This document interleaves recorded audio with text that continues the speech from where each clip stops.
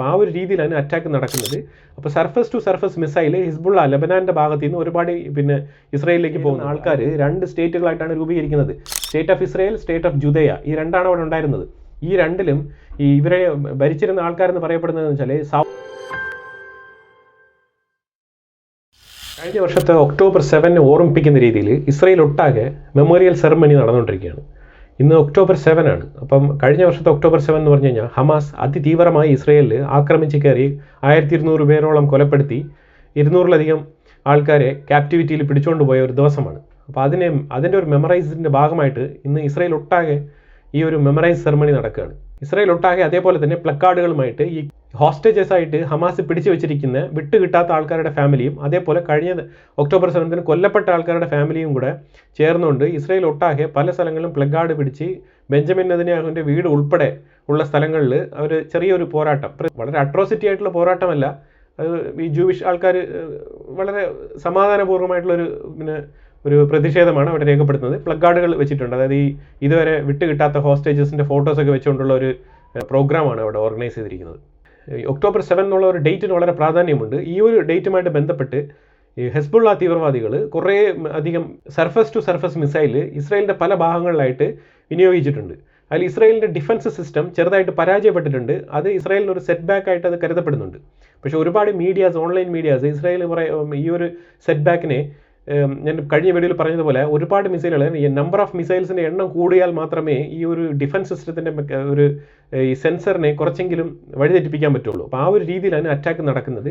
അപ്പോൾ surface to surface missile Hezbollah ലെബനാൻ്റെ ഭാഗത്ത് നിന്ന് ഒരുപാട് ഇസ്രായേലിലേക്ക് പോകുന്നുണ്ട്. അതിൽ ഹൈഫ എന്ന് പറഞ്ഞ സ്ഥലത്ത് 5-6 ആൾക്കാർക്ക് പരിക്ക് ഏറ്റതായിട്ടുള്ള വിവരങ്ങളൊക്കെ പുറത്തു വരുന്നുണ്ട്. ഇസ്രായേലിൻ്റെ ഉള്ളിൽ തന്നെ ഈ ന്യൂസുകളൊക്കെ നമുക്ക് വായിക്കാൻ കഴിയുന്നതാണ്. ഇസ്രായേലിൻ്റെ ഉള്ളിലുള്ള അവരുടെ ഡൊമസ്റ്റിക് ന്യൂസ് പേപ്പറുകളിൽ തന്നെ ഇതൊക്കെ അറിയാൻ പറ്റുന്ന കാര്യങ്ങളാണ്. അവിടെ ഒന്നും ഈ മാധ്യമ സ്വാതന്ത്ര്യം എന്നൊക്കെ പറയുമ്പോഴത്തേക്കും പലരും വെളിയിൽ നിന്ന് പല രീതിയിൽ ഫോക്കസ്ഡ് ആയിട്ട് ബയാസ്ഡ് ആയിട്ടൊക്കെ സംസാരിക്കുന്നുണ്ട്. അപ്പോൾ അതുപോലെയുള്ള കാര്യങ്ങളല്ല, മെയിൻ സ്ട്രീം മീഡിയാസിലുള്ള കാര്യങ്ങളല്ല ഞാൻ പറയുന്നത്. ഇതാണ് ഇവിടെ നടന്നുകൊണ്ടിരിക്കുന്ന കാര്യങ്ങൾ. അപ്പോൾ ഇതിൽ കഴിഞ്ഞ ഒരു 1 ഇയറിൽ 728 ഇസ്രായേലി സോൾജേഴ്സ് കൊല്ലപ്പെട്ടിട്ടുണ്ട്. അതുപോലെ തന്നെ ഏതാണ്ട് 26,000 റോക്കറ്റുകൾ ഇസ്രായേലിൻ്റെ മേളിൽ വിക്ഷേപിച്ചിട്ടുണ്ട്.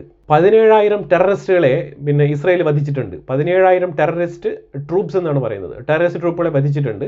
അതുപോലെ തന്നെ 800 എണ്ണം പർട്ടിക്കുലർലി ഹിസ്ബുള്ളയുടെയാണെന്നാണ് അതിൽ അക്കൗണ്ടബിലിറ്റി കാണിക്കപ്പെടുന്നത്. അതുപോലെ തന്നെ 4,700ഓളം ടണലുകൾ ഡിസ്കണ്ടിന്യൂ ചെയ്തിട്ടുണ്ട്, ഡിസ്ട്രോയ് ചെയ്യപ്പെട്ടിട്ടുണ്ട്. അതിൻ്റെ കണക്ടിവിറ്റി അറുത്ത് മുറിച്ച് മാറ്റപ്പെട്ടിട്ടുണ്ടെന്നുള്ളതാണ്. 11,000 ഹിസ്ബുള്ള ടെറർ അറ്റാക്ക് പോയിന്റുകൾ അറ്റാക്ക് ചെയ്തിട്ടുണ്ട്, ഇസ്രായേൽ അടിച്ച് തെറിപ്പിച്ചിട്ടുണ്ടെന്നുള്ളതാണ്. അപ്പോൾ ഇന്നലെ ഇസ്രായേൽ ഹിസ്ബുള്ളയിൽ ഏതാണ്ട് 150ഓളം സ്പോട്ടുകൾ അറ്റാക്ക് ചെയ്തിട്ടുണ്ട്. ഇതെല്ലാം ഈ ഒക്ടോബർ 7 ടാർഗറ്റ് ചെയ്തുകൊണ്ട് ഇസ്രായേലിലേക്ക് ആക്രമണം അഴിച്ചുവിടാൻ റോക്കറ്റുകൾ സെറ്റ് ചെയ്ത് വെച്ചിരുന്ന ലോഞ്ച് പാഡുകൾ ഉൾപ്പെടെയാണ് അടിച്ച് തകർത്ത് കളഞ്ഞിരിക്കുന്നത്. ഇത് IDF റിപ്പോർട്ട് ചെയ്തിരിക്കുന്നതാണ്. മിനിഞ്ഞാന്ന് വരെ സംസാരിച്ചുകൊണ്ടിരുന്ന മാക്രോൺ ഇപ്പോൾ U-ടേൺ അടിച്ചിട്ട് പറയുകയാണ്, ഞാൻ ഇസ്രായേലിന് മാത്രമല്ല ഞാൻ ഇറാനും കൂടെ ചേർത്തിട്ടാണ് ആയുധങ്ങൾ തടയണം എന്ന് പറഞ്ഞത് എന്നുള്ളൊരു തിരുത്തുമായിട്ട് വന്നിരിക്കുകയാണ്. അത് ബെഞ്ചമിൻ നെതന്യാഹു വളരെ ക്ലിയർ ആയിട്ട് വന്ന് പറഞ്ഞതും ഈ വാർ തുടങ്ങിയ നാൾ മുതൽ ബെഞ്ചമിൻ നെതന്യാഹു ഒന്നും ഒളിച്ചു വെച്ചുകൊണ്ടല്ല പറയുന്നത്, ഓപ്പണായിട്ട് ലോകത്തോട് സംസാരിച്ചുകൊണ്ടാണ് ഈ യുദ്ധം മൊത്തം കടന്നുപോയത്. എപ്പോഴും അതിൻ്റെ ഓരോ ട്വീറ്റുകളും അവർ അറ്റാക്ക് ചെയ്യുന്നതിന് മുമ്പുള്ള അനൗൺസ്മെൻറ്റുകളും നോക്കിക്കഴിഞ്ഞാൽ തന്നെ നമുക്കത് മനസ്സിലാക്കാൻ പറ്റുന്ന കാര്യമാണ്. ഒരു ചെറിയൊരു രാഷ്ട്രം, 1.5 കോടി ജനങ്ങൾ മാത്രം ജീവിക്കുന്ന ഒരു രാഷ്ട്രം, അവർക്ക് വളരെ കൃത്യമായിട്ട് അറിയാം അവരുടെ മാൻ പവർ കൊണ്ട് അവർക്കൊന്നും ചെയ്യാൻ പറ്റത്തില്ല. അവർക്ക് ഒരുപാട് മിലിറ്റന്റ് ഫോഴ്സുകളെ ഒന്നും ഇറക്കി വിട്ടൊന്നും ചെയ്യാൻ പറ്റത്തില്ല. അതുകൊണ്ടാണ് അവർ ടെക്നോളജിക്കലി വളരെ അഡ്വാൻസ്ഡ് ആയിട്ടുള്ള തോട്ട് പ്രോസസ്സിലോട്ട് അവർ പോയത്. അതുകൊണ്ട് തന്നെയാണ് ആ രാജ്യം കൂടുതൽ ടെക്നോളജി ഇംപ്ലിമെൻറ്റ് ചെയ്ത് അവരുടെ അറ്റാക്കിംഗ് എല്ലാം പ്രിസൈസിങ് ആക്കുകയും നഷ്ടം വരാതെ അവർക്ക് ചെയ്യണം. കാരണം അവർ വളരെ ചെറിയൊരു ജനസംഖ്യയാണ്. അപ്പോൾ അതുകൊണ്ട് ചുറ്റാകെ ഒരു 7 സൈഡിലുള്ള വാർ ഫീൽഡ് വെച്ചുകൊണ്ട് ഏതെങ്കിലും ഒരു രാജ്യം ബാലിസ്റ്റിക് മിസൈലുകൾ ഉൾപ്പെടെ തടഞ്ഞിട്ടുകൊണ്ട് ഇതുവരെ ഒരു യുദ്ധത്തിലേക്ക് പോയിട്ടുണ്ടോ? ഈവൻ അമേരിക്ക ഉൾപ്പെടെയാണ് ഞാൻ ചോദിക്കുന്നത്. ഒന്നും പോയിട്ടുണ്ടാവില്ല. അപ്പോൾ അത്രമാത്രം എഫക്റ്റീവായിട്ടാണ് ഈ ഒരു വാറ്, 7 ഫ്രണ്ട് വാർ ഇസ്രായേൽ കണ്ടക്ട് ചെയ്ത് നടത്തിക്കൊണ്ടിരിക്കുന്നത്. ഈ വാർ നീണ്ടു നിൽക്കണം എന്നുള്ളത് അമേരിക്കയുടെയും വെസ്റ്റേൺ കൺട്രീസിൻ്റെയും താല്പര്യങ്ങളാണ്. അതായത് ഈ ഇസ്രായേൽ എന്ന് പറഞ്ഞ രാജ്യം, ഈ ഹമാസ് ആയിക്കോട്ടെ, ഹിസ്ബുള്ള, ഇതേപോലത്തെ 7 ഫ്രണ്ടിലുള്ള ടെറർ ഓർഗനൈസേഷനുമായിട്ട് അറ്റാക്ക് ചെയ്യുമ്പോഴത്തേക്കും ഇവരുടെ ഒരു ഇൻവോൾവ്മെൻറ്റോ ഒരു സപ്പോർട്ടും ഇല്ല. നേരെ മറിച്ച് ഇറാൻ അറ്റാക്ക് ചെയ്യുന്നത് മാത്രം കേട്ടാൽ മാത്രം മതി ഇവർ സപ്പോർട്ട് ചെയ്യാൻ വരുള്ളൂ. കാരണം ഇറാൻ അടിച്ച് ഇസ്രായേൽ എന്ന് പറഞ്ഞ രാജ്യം ഇല്ലാതാവാൻ പാടില്ല എന്നുള്ളതിൽ ഇവർക്ക് നല്ല രീതിയിലുള്ള ഒരു തോട്ട് പ്രോസസ്സ് ഉണ്ട്. പക്ഷേ അതേസമയം ഇവർ ഇസ്രായേൽ കണ്ടിന്യൂസ് ആയിട്ട് ഈ ടെറർ വാർ നടത്തിക്കൊണ്ടിരുന്നാൽ ഇവർക്ക് ഒരു കുഴപ്പമില്ല, ഇവർക്ക് വെപ്പൺ സപ്ലൈ ചെയ്യാം, ഇവരുടെ കച്ചവടം നടക്കും. അപ്പോൾ ഈ വക താല്പര്യങ്ങളാണ് ഇതിനായിട്ട് മുന്നോട്ട് കൊണ്ടുപോകുന്നത്. ഇത് വെസ്റ്റേൺ കൺട്രീസിൻ്റെ ഒരു വാർ ടാക്ടിക്സും, അത് ഇസ്രയേലല്ല, ഇന്ത്യയല്ല, ഏത് രാജ്യമാണെങ്കിലും അവർ ഇതേ ഒരു നിലപാടിലോട്ട് തന്നെയാണ് തുടരുന്നത്. ഇത് തന്നെയാണ് അതിൻ്റെ ഒരു തെളിവ്. അത് ഇസ്രയേൽ വാറിലും ഇത് നമുക്ക് വളരെ ഓപ്പണായിട്ട് കാണാൻ കഴിയുന്ന കാര്യമാണ്. റഷ്യയുടെ ഒരു ബേസ് സിറിയൻ ബോർഡറിൽ, സിറിയ ഇറാഖ് ബോർഡറിൽ റഷ്യയുടെ ഒരു ബേസ് ഇസ്രയേൽ IDF അടിച്ചിട്ടുണ്ടായിരുന്നു 2 ദിവസങ്ങൾക്ക് മുമ്പ്. റഷ്യ അതിനെക്കുറിച്ച് ഒരു അക്ഷരം മിണ്ടിയിട്ടില്ല എന്നുള്ളതാണ്. കാരണം ഇത് അടിക്കുന്നതിന് മുമ്പേ Benjamin Netanyahu Russian president Vladimir പുടിനുമായിട്ട് സംസാരിച്ച് കൺസെന്റ് എടുത്തിട്ടാണ് ഇത് അടിച്ചത്. കാരണം ഇത് ഇറാൻ അവിടുത്തെ വെപ്പൺ സപ്ലൈക്ക് വേണ്ടി ഉപയോഗപ്പെടുത്തുന്ന ഒരു ഗൂഡൗണായിട്ട് ഉപയോഗപ്പെടുത്തുന്നു എന്നുള്ളതാണ് അതിൻ്റെ വസ്തുത. റഷ്യയുടേതായിട്ടുള്ള കാര്യങ്ങളൊന്നും അവിടെ വലുതായിട്ടൊന്നും ഇല്ലാതാനും. അതുകൊണ്ടാണ് റഷ്യ അതിലോട്ട് കൂടുതൽ ഇൻവോൾവ് ആകാത്തത്. റഷ്യ കൂടുതൽ ഈ വെപ്പൺസ് ഒക്കെ കൊടുക്കുന്നെങ്കിലും അവർ ഈ യുക്രൈനുമായിട്ട് ബന്ധപ്പെട്ടിരിക്കുന്ന ഒരു സാഹചര്യത്തിൽ അവർക്ക് കൂടുതൽ ഇറാനെ സഹായിക്കാനും വകുപ്പില്ല എന്നുള്ളതാണ്. ഇനിയിപ്പോൾ ഈ വാർ ഇങ്ങനെ നീണ്ടു പോകുന്നത് ഇറാനിന് വലിയൊരു ഭീഷണി തന്നെയാണ്. പിന്നെ ഇസ്രയേലിൻ്റെ ചരിത്രങ്ങളെക്കുറിച്ച് പറയുമ്പോഴത്തേക്കും പലർക്കും പല രീതിയിലും പൊള്ളലുകളൊക്കെ ഏൽക്കുന്നത് എനിക്ക് കാണാൻ കഴിയുന്നുണ്ട്. കാരണം ഒരു കാര്യം വളരെ വ്യക്തമായിട്ട് മനസ്സിലാക്കേണ്ടതുണ്ട്. കാരണം ഈ റിലീജിയസ് ആസ്പെക്റ്റിലല്ല ഈ വാറിനെ കാണേണ്ടത്. നിങ്ങൾക്ക് വളരെ കൃത്യമായിട്ട് ഇപ്പോൾ യഹൂദന്മാരുടെ തോറാത്ത് എന്ന് പറഞ്ഞ തൗറ ആയിക്കോട്ടെ, ഇല്ലെങ്കിൽ മുസ്ലിംസ് പറയുന്ന തോറ ആയിക്കോട്ടെ, ഇല്ലെങ്കിൽ ക്രിസ്ത്യൻസ് പറയുന്ന പഴയ നിയമമായിക്കോട്ടെ, ഈ നിയമങ്ങളിൽ പറയുന്ന ദാവീദ് ഗോലിയാത്ത് എന്ന് പറഞ്ഞൊരു സ്റ്റോറി ഉണ്ട്. അന്നൊന്നും മുസ്ലിംസ് ഒന്നും വന്നിട്ടില്ല എന്നുള്ളതാണ് നിങ്ങൾ മനസ്സിലാക്കേണ്ട കാര്യം. ഈ ദാവീദ് എന്ന് പറഞ്ഞ ചെറുക്കൻ, 8 വയസ്സിലുള്ള ചെറുക്കൻ, ഒരു കല്ലെടുത്ത് കറക്കി, കയർ പോലെ ഒരു സാധനം വെച്ച് കറക്കിയിട്ട് ഗോലിയാത്തിന് നെറ്റിയിലടിച്ച് വീഴ്ത്തുന്നതാണ് ആ കഥ. ഇതിൽ ഈ കല്ലെടുത്ത് അടിക്കുന്ന ചെറുക്കൻ, ഈ 8 വയസ്സ് ചെറുക്കൻ ദാവീദ് ഒരു യഹൂദനാണ്. അപ്പുറത്ത് അടി ഏറ്റുവാങ്ങി വീണ് മരിക്കുന്ന ആള് ഗോലിയാത്ത് എന്ന് പറയുന്നത് ഒരു പാലസ്തീനിയനാണ്. ഈ പാലസ്തീൻ ഇസ്രയേൽ വാർ എവിടെയാണ് സ്റ്റാർട്ട് ചെയ്തെന്നുള്ള സ്റ്റാർട്ടിംഗ് പോയിന്റാണ് ഞാൻ നിങ്ങൾക്ക് പറഞ്ഞു തരുന്നത്. ഇവിടെ ഇസ്ലാമിനോ ക്രിസ്ത്യാനിറ്റിക്കോ യാതൊരു സ്ഥാനവും ഇല്ല എന്നുള്ളതാണ് നിങ്ങൾ മനസ്സിലാക്കേണ്ടത്. അത് വെറും ഇസ്രയേൽ പാലസ്തീൻ യുദ്ധമായിരുന്നു എന്നുള്ളതാണ് നിങ്ങൾക്ക് ഞാൻ സൂചിപ്പിക്കാൻ ആഗ്രഹിക്കുന്നത്. അല്ലാതെ ഇവിടെ വന്നിട്ട് ഇത് പാലസ്തീനികളുടെ നാടാണ്, ഇത് ഇസ്രയേലിൻ്റെ നാടാണ്, ഇങ്ങനെയുള്ള കഥയല്ല പറയേണ്ടത്. ഇതിൽ കുറേ മുസ്ലിംസ് പാലസ്തീനെ സപ്പോർട്ട് ചെയ്യുന്നതും കുറേ ക്രിസ്ത്യൻസ് ഇസ്രയേലിനെ സപ്പോർട്ട് ചെയ്യുന്നതുമായുള്ള രീതികളാണ് ഇവിടെ കാണാൻ കഴിയുന്നത്. ഇത് കേരളത്തിലുള്ള ആൾക്കാർക്ക് ചരിത്രം വളരെ കൃത്യമായിട്ട് മനസ്സിലാക്കണമെന്നുണ്ടെങ്കിൽ ഇത് കൃത്യമായ പുസ്തകങ്ങൾ, രേഖകൾ എടുത്ത് വായിക്കേണ്ടതാണ്. അല്ലാതെ ബയാസ്ഡ് ആയിട്ട് ആരെങ്കിലും എഴുതുന്ന ഇസ്ലാമിസ്റ്റുകൾ എഴുതുന്ന പുസ്തകങ്ങളെല്ലാം പാലസ്തീനുകളെ സപ്പോർട്ട് ചെയ്തും ഇത് അവരുടെ രാജ്യമാണെന്നുള്ളത് സ്ഥാപിക്കാനുള്ള എഴുത്തായിട്ടും അങ്ങനെ വായിച്ചു കഴിഞ്ഞാൽ നിങ്ങളുടെ തലച്ചോറും ബയാസ്ഡ് ആയിട്ട് ചിന്തിക്കുകയുള്ളൂ. കാരണം ഇത് 4000 വർഷങ്ങൾക്ക് മുമ്പേ ഇവരുടെ ചരിത്രം പറയപ്പെടുന്നുണ്ട്.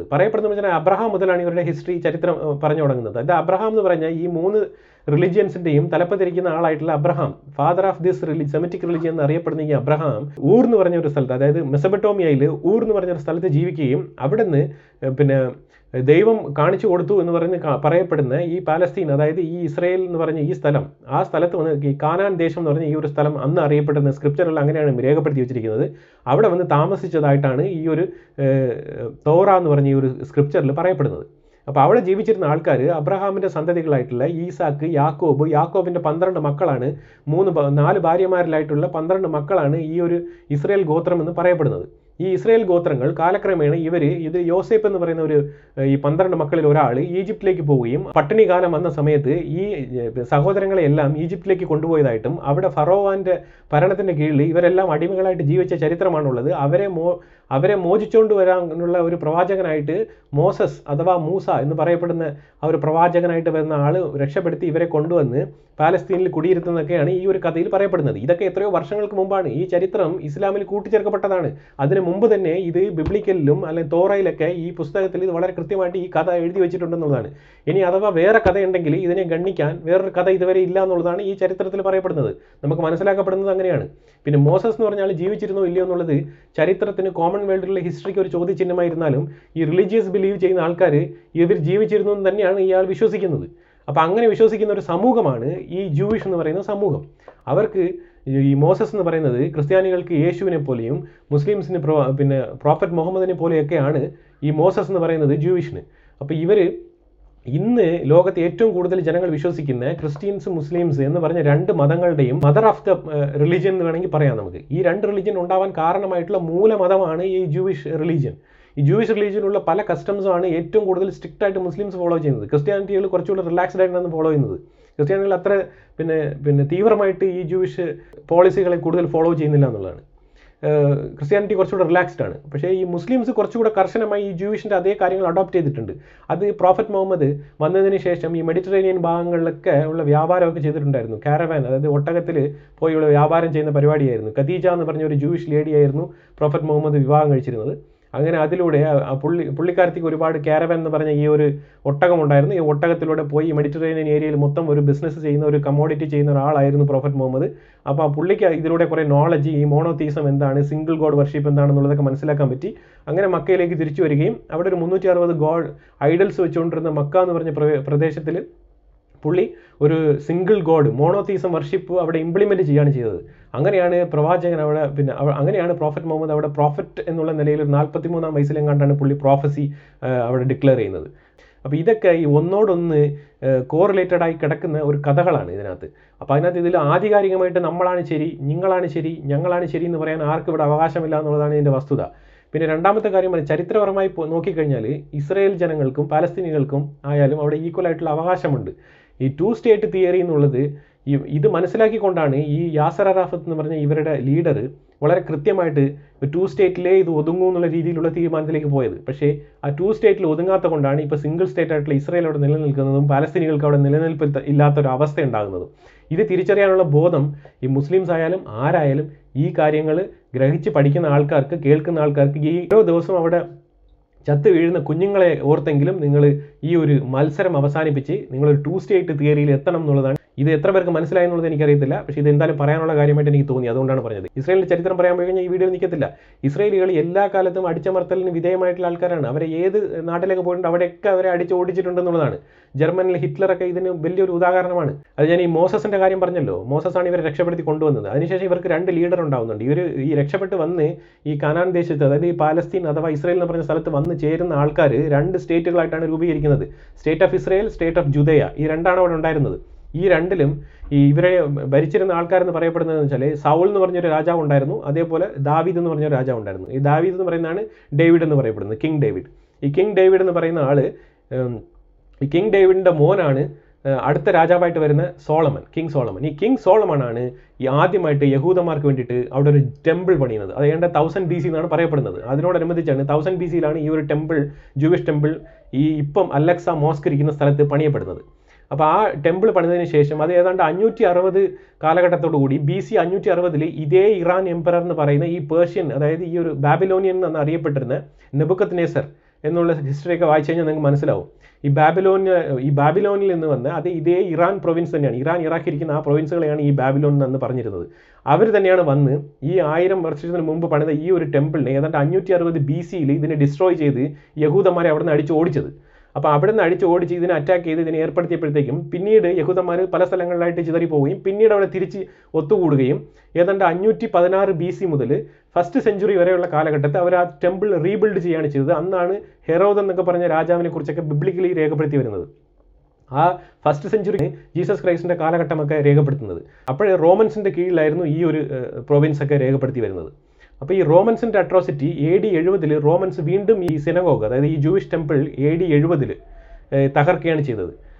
AD 70 തകർത്തതിന് ശേഷമാണ് റോമാക്കാരുടെ മുന്നിൽ പിടിച്ചു നിൽക്കാൻ പറ്റാതെ യഹൂദന്മാർ അവിടെ നിന്ന് വീണ്ടും ഡിസ്ട്രോയ് ആയി പോവുകയാണ് ചെയ്തത്. എന്നാലും കുറച്ച് ആൾക്കാരൊക്കെ അവിടെ പിടിച്ച് നിൽക്കുന്നുണ്ട്.